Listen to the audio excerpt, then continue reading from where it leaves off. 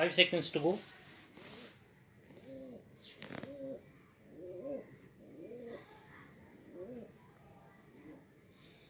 Start.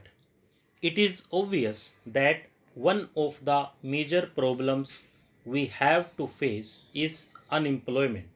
It is a terrific human problem which we cannot ignore. Merely giving some kind of occupation to a large number of persons does not ultimately increase employment or lessen unemployment. We delude ourselves if we think so. An honorable member of this house remarked outside the house, I believe that a good method of giving employment to a large number of people would be by abolishing the railways. In that event, there will probably be some kind of handcarts. If many people will be pushing them, some no doubt will be sitting in them. That would be a completely wrong approach to this problem. Employment comes through newer and more effective means of wealth production. The whole experience of the past 200 years shows that it comes with the growth of technological methods. It is true that technological growth often leads to human misery, but precautions can be taken. Do not imagine that minus technological progress we are going to deal with the problem of unemployment. We cannot. Every country which boasts of full employment today is a country which is technologically advanced. Every country which is not technologically advanced has unemployment or underemployment. Therefore, if India is to advance, India must advance in science and technology, and India must use the latest techniques, always keeping in view, no doubt, that in doing so, the intervening period which always occurs must not cause unhappiness or misery.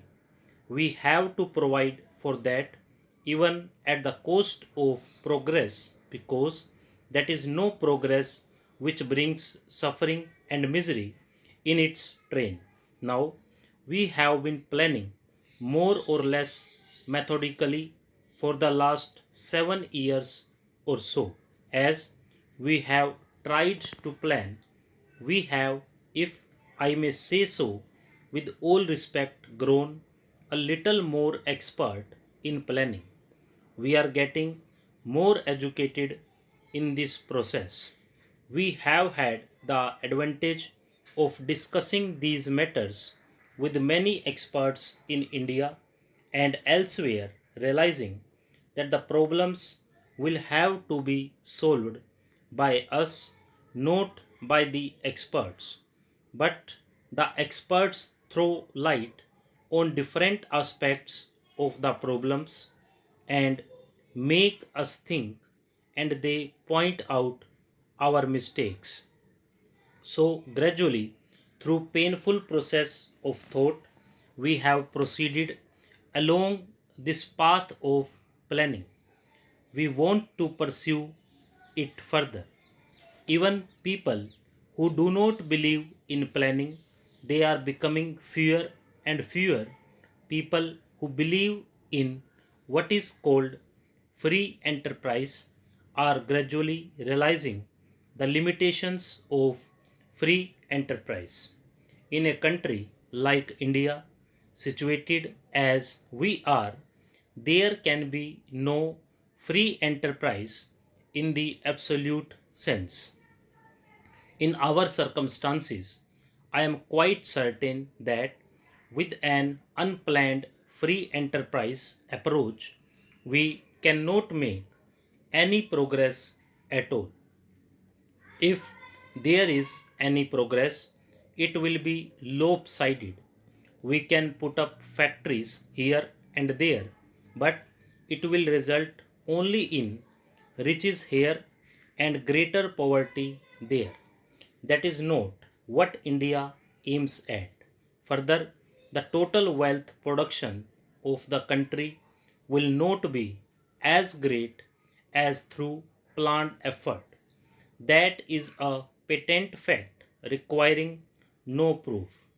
The essence of planning is to find the best way to utilize all resources of manpower, of money, and so on.